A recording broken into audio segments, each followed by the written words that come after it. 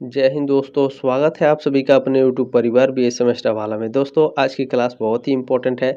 आज के इस क्लास में हम लोग कवर करेंगे BA second year fourth semester economics यानी अर्थशास्त्र। पेपर का नाम रहने वाला है आपका money banking and public finance, ठीक है। मुद्रा बैंकिंग एवं सार्वजनिक वित्त। सॉल्वेंट मॉडल पेपर है फॉर एग्जाम 2025 के लिए और एग्जाम 2026 के लिए भी, ठीक है। और ये जो क्लास है सभी यूनिवर्सिटी के बच्चे देख सकते हैं।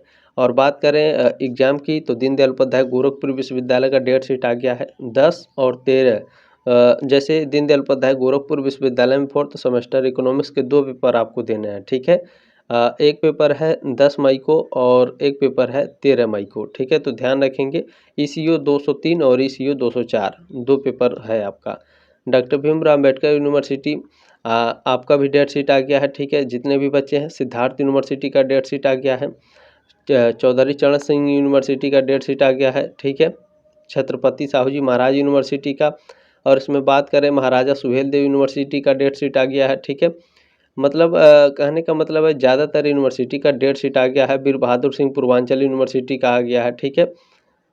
लगभग लखनऊ यूनिवर्सिटी का भी डेट शीट आ गया है।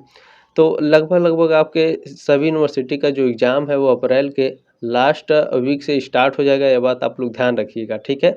अगर अप्रैल में नहीं स्टार्ट होगा तो मई में 10 तारीख से पहले आप लोगों का एग्ज़ाम शुरू हो जाएगा। सभी यूनिवर्सिटी का जितने भी उत्तर प्रदेश में कॉलेज हैं और उससे जो एफिलेटेड कॉलेज हैं उनका भी, ठीक है।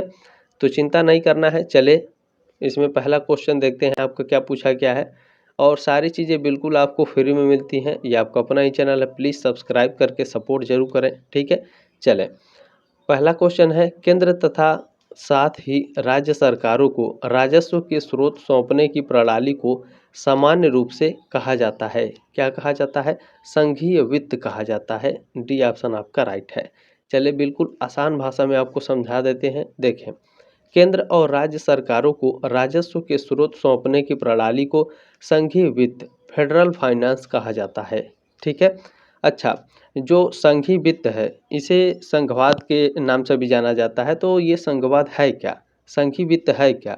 तो संघवाद एक सरकार की प्रणाली है जिसमें सत्ता केंद्र सरकार और राज्य सरकारों के बीच विभाजित होती है।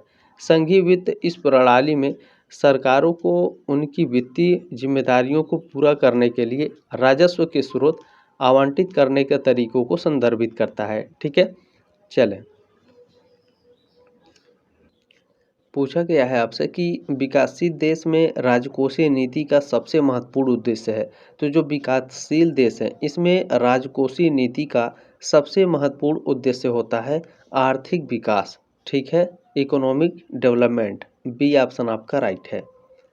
चले नेक्स्ट क्वेश्चन आपसे पूछा जा रहा है, राजकोषीय नीति किसकी नीति है? आरबीआई की, नाबार्ड की या फिर सरकार की? राजकोषीय नीति किसकी नीति होती है? तो राजकोषीय नीति दोस्तों सरकार की नीति होती है, ठीक है। सी ऑप्शन आपका करेक्ट है। देखिए आपके डाउट क्लियर होंगे, ध्यान से इसे पढ़ लीजिए, ठीक है। देखिए राजकोषीय नीति सरकार द्वारा तैयार की जाती है। जो करों और सरकारी खर्च यानी जो टैक्स है और सरकारी खर्च है इसके माध्यम से अर्थव्यवस्था को नियंत्रित करने और प्रभावित करने के लिए उपयोग की जाती है, ठीक है। चलें,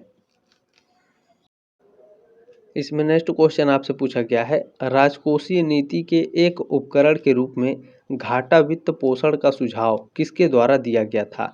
ध्यान रखिएगा क्या कह रहा है, राजकोषीय नीति के एक उपकरण के रूप में क्या कह रहा है, घाटा वित्त पोषण का सुझाव किसके द्वारा दिया गया था?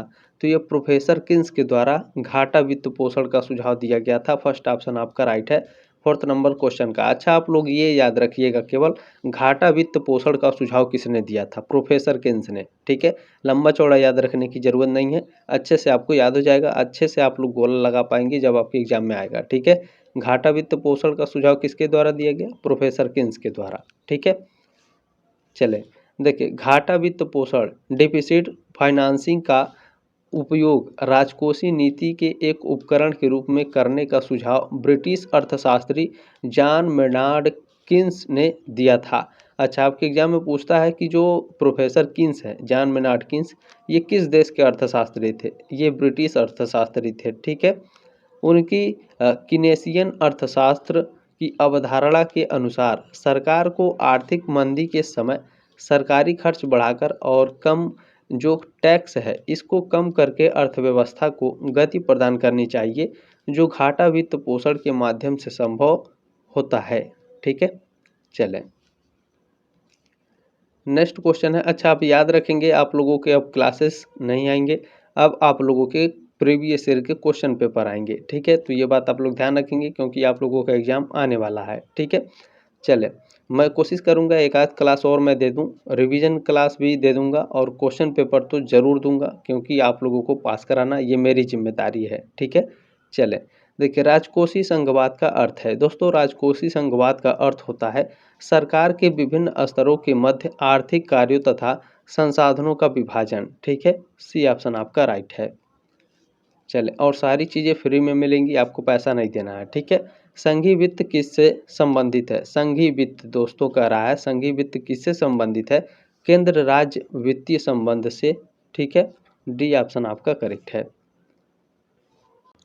इसमें नेक्स्ट क्वेश्चन आपसे पूछा जा रहा है, केंद्र व राज्य आर्थिक असमानताओं के अस्तित्व के रूप में जाना जाता है। दोस्तों याद रखिएगा, जब भी केंद्र और राज्य की आर्थिक असमानता के बारे में बात करें और पूछे कि अस्तित्व के रूप में जाना जाता है तो लंबवत असंतुलन, ठीक है, लंबवत असंतुलन अस्तित्व के रूप में जाना जाता है केंद्र और राज्य की आर्थिक असमानताओं को। ठीक है, सेम क्वेश्चन यही पूछा जाएगा कि केंद्र की आर्थिक असमानताओं का अस्तित्व के रूप में जाना जाता है तो आपका क्षैतिज असंतुलन होगा। ठीक है, इसमें फर्स्ट ऑप्शन आपका राइट है।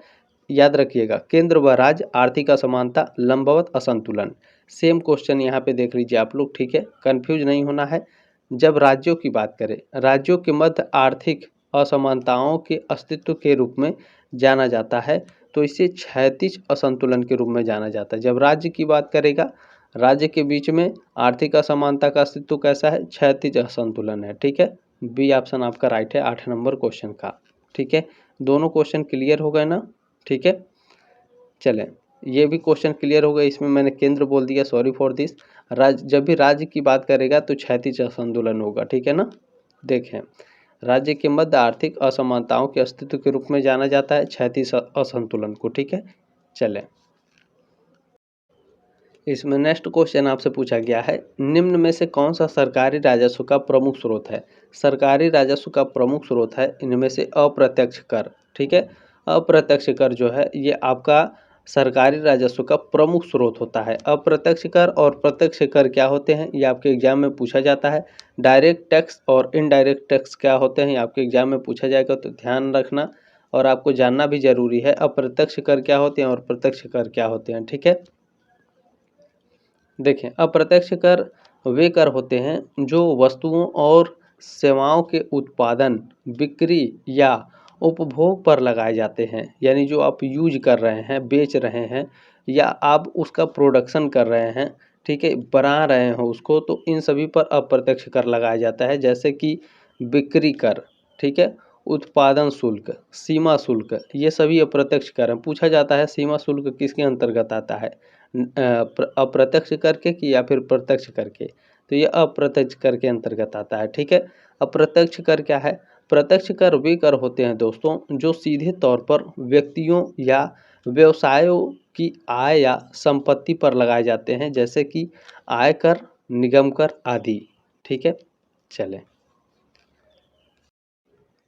इसमें नेक्स्ट क्वेश्चन आपसे पूछा गया है, निम्न में जो एक कर की विशेषता है, टैक्स की विशेषता क्या है? अनिवार्य है। ठीक है, फर्स्ट ऑप्शन आपका राइट है।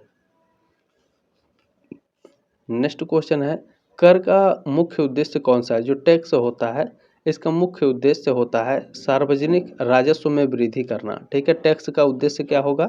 टैक्स का उद्देश्य होगा राजस्व, जो सार्वजनिक राजस्व है इसमें वृद्धि करना। सी ऑप्शन आपका राइट है। अच्छा, चाहे तो आप इसका स्क्रीनशॉट लेकर के भी रख लिया कीजिए, जब भी गैलरी ओपन करिएगा तो आप लोग इसे देख लिया कीजिए। ठीक है, क्योंकि जो मैं आपको पीडीएफ देता हूँ टेलीग्राम ग्रुप में, वो उसमें आंसर नहीं होते हैं। ठीक है, ये बात ध्यान रखिएगा क्योंकि वो आपको रिवीजन के लिए दिया जाता है। ठीक है, देखिए, आयकर सिद्धांत पर आधारित है। आयकर सिद्धांत पर क्या आधारित है? तो भुगतान करने की क्षमता आयकर सिद्धांत पर आधारित होती है। फर्स्ट ऑप्शन आपका राइट है। नेक्स्ट क्वेश्चन आपसे पूछा गया है, कर लगाया जाता है, टैक्स लगाया जाता है व्यक्तियों को सामान्य लाभ प्रदान करना, फर्स्ट ऑप्शन आपका राइट है। नेक्स्ट क्वेश्चन पूछा जा रहा है आपसे कि कराधान के निम्नलिखित सिद्धांतों में से कौन सा एडम स्मिथ द्वारा दिया गया है। तो समता का सिद्धांत एडम स्मिथ द्वारा दिया गया है। ठीक है, चले डी ऑप्शन आपका करेक्ट है। नेक्स्ट क्वेश्चन आपसे पूछा गया है प्रत्यक्ष करों का भार किसके द्वारा वहन किया जाता है।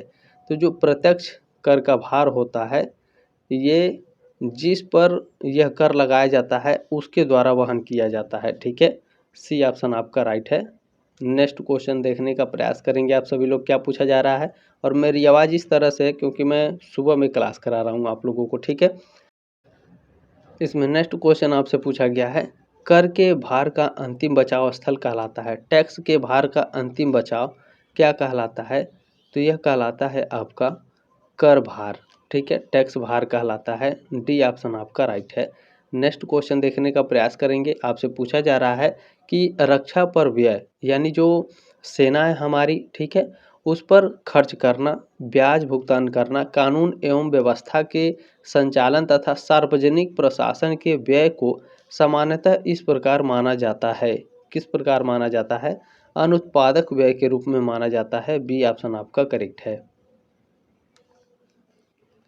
नेक्स्ट क्वेश्चन है कि विकासात्मक व्यय को संदर्भित करता है। विकासात्मक व्यय को व्यय जो प्रत्यक्ष रूप से आर्थिक विकास से संबंधित गतिविधियों पर किया जाता है विकासात्मक व्यय को संदर्भित करता है। ठीक है, सी ऑप्शन आपका राइट है। नेक्स्ट क्वेश्चन आपसे पूछा जा रहा है आंतरिक कानून व्यवस्था तथा रक्षा, सार्वजनिक प्रशासन आदि पर व्यय की प्रकृति के होते हैं। तो यह गैर हस्तांतरण व्यय होते हैं। बी ऑप्शन आपका करेक्ट है। नेक्स्ट क्वेश्चन देखिए आप लोगों से क्या पूछा जा रहा है। नेक्स्ट क्वेश्चन है कि H.C. एडम्स के अनुसार सार्वजनिक व्यय का निष्पादन करना क्या है। तो सुरक्षात्मक कार्य है, वाणिज्यिक कार्य है और विकासात्मक कार्य है। ये सभी डी ऑप्शन आपका राइट है। नेक्स्ट क्वेश्चन आपसे क्या पूछा जा रहा है बढ़ते सार्वजनिक व्यय के प्रभाव के लिए एक अनुभवजन्य कानून किसके द्वारा प्रतिपादित किया गया था। तो यह प्रतिपादित किया था वैगनर के द्वारा। फर्स्ट ऑप्शन आपका राइट है। नेक्स्ट क्वेश्चन है भारत निर्माण मनरेगा किसका उदाहरण है। भारत निर्माण मनरेगा यह उदाहरण है योजना व्यय का। ठीक है, फर्स्ट ऑप्शन आपका राइट है। नेक्स्ट क्वेश्चन देखिए आपसे क्या पूछा जा रहा है सार्वजनिक व्यय में वृद्धि होती है। सार्वजनिक व्यय में वृद्धि किसकी होती है। रोजगार से सार्वजनिक व्यय में वृद्धि होती है। बी ऑप्शन आपका राइट है।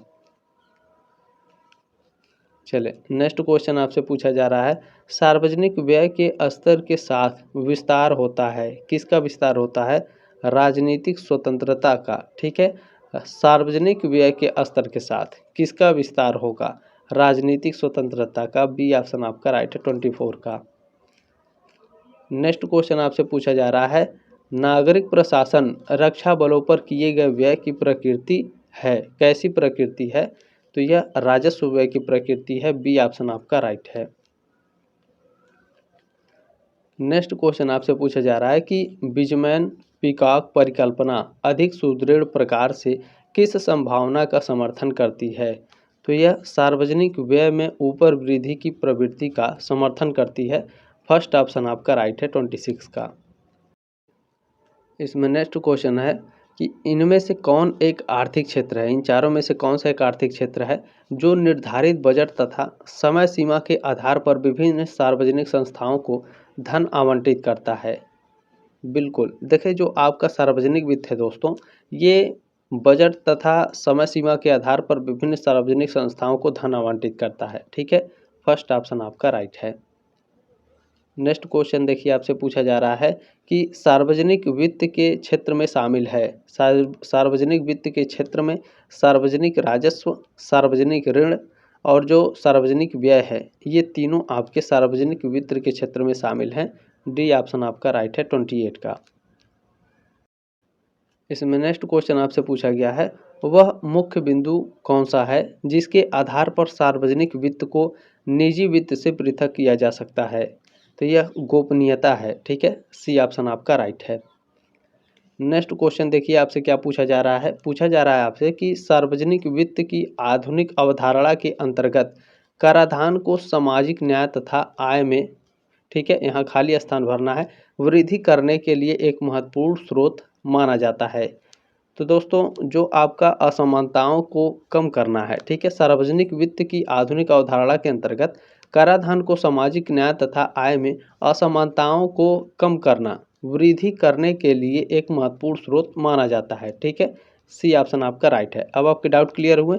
चले नेक्स्ट क्वेश्चन देखिए आपसे क्या पूछा जा रहा है। निजी वस्तु है, विदेशी, बहिष्कृत, स्वीकार या अपवाद। निजी वस्तु है, निजी वस्तु बहिष्कृत है, बी ऑप्शन आपका राइट है। चलें नेक्स्ट क्वेश्चन देखिए आपसे क्या पूछा जा रहा है। नेक्स्ट क्वेश्चन है कि सार्वजनिक वस्तु है, बहिष्कृत है, गैर बहिष्कृत है, विपणन योग्य है या फिर सभी। तो सार्वजनिक वस्तु है ये गैर बहिष्कृत है, बी ऑप्शन आपका राइट है। ऊपर वाले क्वेश्चन में आपसे क्या पूछा है, ऊपर वाले क्वेश्चन में आपसे पूछ रहा है निजी वस्तु है, निजी वस्तु कैसी वस्तु है, निजी वस्तु बहिष्कृत है। ठीक है, और यहाँ पर आपसे पूछा है सार्वजनिक वस्तु है, गैर बहिष्कृत है। ठीक है, बी ऑप्शन आपका राइट है। दोनों क्लियर हुए। चलें नेक्स्ट क्वेश्चन आपसे क्या पूछा जा रहा है। तब होता है, इन चारों में से क्या है, तब होता है जब एक व्यक्ति के कार्य दूसरे व्यक्ति के कल्याण को प्रभावित करते हैं। तो इनमें से जो आपकी बाह्यताएं हैं, बाह्यताएं तब होता है जब एक व्यक्ति के जो कार्य है वो दूसरे व्यक्ति के कल्याण को प्रभावित करते हैं। डी ऑप्शन आपका राइट है। नेक्स्ट क्वेश्चन आपसे पूछा जा रहा है किसके अनुसार सार्वजनिक वित्त की सर्वोत्तम प्रणाली वह है जो संचालन से अधिकतम सामाजिक लाभ प्राप्त करती है। तो यह ह्यूग डाल्टन, ठीक है, ह्यूग डाल्टन के अनुसार दोस्तों सार्वजनिक वित्त की सर्वोत्तम प्रणाली वह है जो संचालन से अधिकतम सामाजिक लाभ प्राप्त करती है। ठीक है, बी ऑप्शन आपका राइट है। अब इनके बारे में थोड़ा सा जान लीजिए, आपके डाउट क्लियर हो जाएंगे। देखें, ब्रिटिश अर्थशास्त्री ह्यूग डाल्टन ने सार्वजनिक वित्त में अधिकतम सामाजिक लाभ के सिद्धांत को प्रतिपादित किया था। उनके अनुसार सार्वजनिक वित्त की सबसे अच्छी प्रणाली वह है जो अपने कार्यों के माध्यम से अधिकतम सामाजिक लाभ प्राप्त करती है। नेक्स्ट क्वेश्चन आपसे पूछा गया है अधिकतम सामाजिक लाभ तब प्राप्त होता है जब, अधिकतम सामाजिक लाभ तब प्राप्त होता है जब सीमांत सामाजिक त्याग और जो सीमांत सामाजिक लाभ है ये दोनों बराबर हों। ठीक है, फर्स्ट ऑप्शन आपका राइट है 35 का। नेक्स्ट क्वेश्चन देखिए आपसे क्या पूछा जा रहा है। पूछा जा रहा है कि अधिकतम सामाजिक लाभ को बजट निर्धारण के अधिकतम कल्याणकारी सिद्धांत के रूप में बताया है। तो रिचर्ड मुसग्रेव ने, ठीक है, रिचर्ड मुसग्रेव ने बताया है कि अधिकतम सामाजिक लाभ को बजट निर्धारण के अधिकतम कल्याणकारी सिद्धांत के रूप में, ठीक है, बी ऑप्शन आपका राइट है। जब भी अधिकतम सामाजिक लाभ और जो बजट निर्धारण के अधिकतम कल्याणकारी सिद्धांत है इसकी बात करेगा तो रिचर्ड मुसग्रेव आपको याद रखना है, आपको गोला लगा देना है। ठीक है, चलें नेक्स्ट क्वेश्चन देखिए आपसे पूछा जा रहा है, खाली स्थान भरना है कि सरकार में सुधार करने के लिए एक महत्वपूर्ण भूमिका निभाती है। कौन? बिल्कुल, सरकार आर्थिक दक्षता में सुधार करने के लिए एक महत्वपूर्ण भूमिका निभाती है। डी ऑप्शन आपका राइट है 37 का। नेक्स्ट क्वेश्चन आपसे पूछा जा रहा है किस बैंक को अंतिम ऋणदाता कहा जाता है। किस बैंक को, जो आपका केंद्रीय बैंक होता है, सेंट्रल बैंक होता है, इसको अंतिम ऋणदाता कहा जाता है। ठीक है, डी ऑप्शन आपका राइट है। नेक्स्ट क्वेश्चन है किस बैंक को नोट निर्गमन की एकाधिकार शक्ति प्राप्त है। किस बैंक को प्राप्त है बताइए आप सभी लोग। बिल्कुल, जो आपका केंद्रीय बैंक है इसको नोट निर्गमन करने का एकाधिकार प्राप्त है। सी ऑप्शन आपका राइट है। इसका मतलब क्या है गुरुजी, चले आपको बता देते हैं, ध्यान से देखिए। केंद्रीय बैंक को नोट निर्गमन की एकाधिकार शक्ति प्राप्त होती है जिसका अर्थ है कि केवल केंद्रीय बैंक ही देश की मुद्रा यानी जो नोट है इसको जारी कर सकता है। अन्य बैंकों जैसे वाणिज्यिक बैंक, नाबार्ड है या फिर क्षेत्रीय ग्रामीण बैंक है, इनको नोट निर्गमन शक्ति प्राप्त नहीं होती है। ठीक है, चलें नेक्स्ट क्वेश्चन है रिजर्व बैंक किसकी स्थिति में ब्याज दर में वृद्धि करती है? रिजर्व बैंक, तो जो रिजर्व बैंक होती है ये कम मुद्रा स्फीति में ब्याज दर में वृद्धि करती है। बी ऑप्शन आपका राइट है। नेक्स्ट क्वेश्चन आपसे पूछा गया है, वह दर है, इन चारों में से कौन सा वह दर है जिस पर केंद्रीय बैंक वाणिज्यिक बैंकों के बिलों की पुनर्कटौती करता है? तो जो इसमें आपका नगद संचय अनुपात है, ठीक है, नगद संचय अनुपात वह है जिसमें केंद्रीय बैंक वाणिज्यिक बैंकों के बिलों की पुनर्कटौती करता है, ठीक है। बी ऑप्शन आपका राइट है। इसमें नेक्स्ट क्वेश्चन आपसे पूछा गया है, रिजर्व बैंक के वर्तमान गवर्नर कौन है? रिजर्व बैंक के वर्तमान गवर्नर शक्तिकांत दास हैं। अच्छा, इनका कार्यकाल कब से कब तक है? कमेंट के माध्यम से आप लोग जरूर बताएंगे, ठीक है। डी ऑप्शन आपका राइट है। चले नेक्स्ट क्वेश्चन आपसे पूछा जा रहा है, विभिन्न जमाओं पर देय ब्याज की दर किसके द्वारा निर्धारित की जाती है? तो ये निर्धारित की जाती है भारतीय रिजर्व बैंक के द्वारा। सी ऑप्शन आपका राइट है। नेक्स्ट क्वेश्चन आपसे पूछा जा रहा है, रिजर्व बैंक की स्थापना किस सन में की गई थी? रिजर्व बैंक की स्थापना की गई थी सन 1935 में। सी ऑप्शन आपका करेक्ट है। इसमें नेक्स्ट क्वेश्चन आपसे पूछा गया है, निम्नलिखित में से कौन सा रिजर्व बैंक का कार्य नहीं है? तो देखें रिजर्व बैंक क्या क्या करता है। रिजर्व बैंक विदेशी विनिमय का अभिरक्षक है, बैंकों का बैंक है, और बैंकों में निर्गमन भी करता है। बैंकों का जो निर्गमन है इसको भी करता है, लेकिन जनता का बैंक आपका रिजर्व बैंक नहीं है। सी ऑप्शन आपका राइट है 45 का। नेक्स्ट क्वेश्चन है कि नीति का अर्थ है भारतीय रिजर्व बैंक द्वारा मुद्रा आपूर्ति को नियंत्रित एवं विनियमित करने के लिए किए गए नीतिगत उपाय। बताइए क्या अर्थ है इसका? तो इसका अर्थ है मौद्रिक, ठीक है। नीति का अर्थ है भारतीय रिजर्व बैंक द्वारा मुद्रा आपूर्ति को नियंत्रित एवं विनियमित करने के लिए किए गए नीतिगत उपाय हैं। कौन है? मौद्रिक हैं। बी ऑप्शन आपका राइट है 46 का। नेक्स्ट क्वेश्चन आपसे क्या पूछा गया है कि साख के नियंत्रण के लिए भारतीय रिजर्व बैंक को करना चाहिए, क्या करना चाहिए? तो जो CRR है एवं बैंक दर में वृद्धि करना, ठीक है। सी ऑप्शन आपका राइट है। चलें नेक्स्ट क्वेश्चन देखिए। अच्छा, जो दीनदयाल उपाध्याय गोरखपुर विश्वविद्यालय के, ध्यान रखिएगा आपका ECO 203 और 204 दोनों के लिए यह क्लास है, ठीक है। ये बात ध्यान रखिएगा, एक के लिए यह क्लास नहीं है, दोनों के लिए है। जब भी एग्ज़ाम दीजिएगा दोनों पेपर में इस मॉडल पेपर को देख करके जाएंगे, ठीक है। देखें निम्न में से कौन सा वाणिज्यिक बैंकों का निधि आधारित व्यवसाय नहीं है? बताइए कौन सा नहीं है?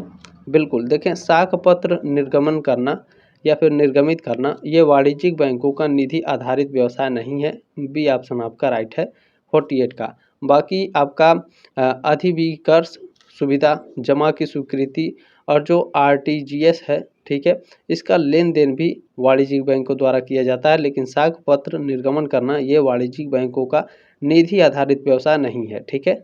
चलें नेक्स्ट क्वेश्चन है, भारत में अनुसूचित बैंक का अर्थ एक बैंक है, क्या है? तो भारतीय रिजर्व बैंक अधिनियम 1934 की दूसरी अनुसूची में शामिल, ठीक है। भारत में अनुसूचित बैंक का अर्थ एक बैंक भारतीय रिजर्व बैंक अधिनियम 1934 की दूसरी अनुसूची में शामिल है, ठीक है। डी ऑप्शन आपका राइट है 49 का। चले नेक्स्ट क्वेश्चन है, यदि किसी देश में मुद्रा की पूर्ति कम होती है तो जब भी किसी देश में मुद्रा की पूर्ति कम होगी तो क्या होगा? मूल्य में कमी होगी, ठीक है। बी ऑप्शन आपका राइट है। इसमें नेक्स्ट क्वेश्चन आपसे पूछा गया है, समीकरण MV बराबर PV में भी दर्शाता है। तो MV बराबर PV में जो भी है ये क्या दर्शाता है? तो यह मुद्रा के संचलन की गति को दर्शाता है, ठीक है, velocity of money. C option आपका राइट है। अब इसमें देखिए V के बारे में पूछा है तो M के बारे में भी पूछ सकता है, P के बारे में भी पूछ सकता है, ठीक है। तो ध्यान से देख लीजिए आप लोग, समीकरण MV बराबर PV में भी जो है मुद्रा की संचलन की गति, वेलोसिटी ऑफ मनी को दर्शाता है। अच्छा, यह विनिमय का समीकरण है जहाँ M क्या है? मुद्रा आपूर्ति है, भी मुद्रा का वेग है, पी मूल्य का स्तर है और जो भी है मुद्रा की संचलन की गति है। ठीक है, यहाँ पर दो भी है और दोनों भी का मतलब बताया है मुद्रा का वेग, मुद्रा की संचलन की गति। ठीक है, चले नेक्स्ट क्वेश्चन है, समीकरण एम भी बराबर पी भी में एम दर्शाता है, तो जो एम है ये मुद्रा की पूर्ति को दर्शाता है। फर्स्ट ऑप्शन आपका राइट है। ठीक है, देखें विनियम जो समीकरण है एम भी बराबर पी टी या फिर एम भी बराबर पी वाई में जो एम है मुद्रा की आपूर्ति को दर्शाता है, भी जो है मुद्रा का वेग और जो पी है मूल्य स्तर और जो टी या फिर वाई है लेन देन या उत्पाद को दर्शाता है। ठीक है, चलिए एक अल्फ़ाबेट के वजह से आपका पूरा समीकरण चेंज हो जाता है और नाम भी चेंज हो जाता है। ठीक है, तो ये बात आप लोग ध्यान रखिएगा इकोनॉमिक्स में। ठीक है, अर्थशास्त्र एवं मुद्रा की मांग शब्दावली में M1 तथा M2 को कहा जाता है, क्या कहा जाता है? तो संकीर्ण मुद्रा कहा जाता है। डी ऑप्शन आपका राइट है। नेक्स्ट क्वेश्चन आपसे पूछा गया है, अर्थशास्त्र एवं मुद्रा की मांग शब्दावली में शब्द M3 तथा M4 को कहा जाता है, क्या कहा जाता है? व्यापक मुद्रा कहा जाता है। सी ऑप्शन आपका राइट है 54 का। चले नेक्स्ट क्वेश्चन, आपने जो प्यार और सपोर्ट दिया है आप लोगों का तहे दिल से धन्यवाद। प्लीज़ इसको व्हाट्सएप पर शेयर जरूर करिएगा। आप लोगों का क्वेश्चन पेपर मैं दे दूंगा, ये मेरी जिम्मेदारी है। अलग अलग यूनिवर्सिटी के क्वेश्चन पेपर दूंगा मैं दोस्तों, चिंता करने की कोई आवश्यकता नहीं है। BA सेमेस्टर वाला आपके साथ है। ठीक है, चले ये लास्ट क्वेश्चन है, नोट निर्गमित करने के लिए किस सिद्धांत का अनुसरण किया जाता है? तो नोट को निर्गमित करने के लिए करेंसी सिद्धांत का अनुसरण किया जाता है। फर्स्ट ऑप्शन आपका राइट है। क्लास कैसी लगी कमेंट के माध्यम से अपनी राय कमेंट बॉक्स में जरूर रखिएगा। जल्दी मिलेंगे आपके नेक्स्ट क्लास में, तब तक ले जय हिंद, वंदे मातरम।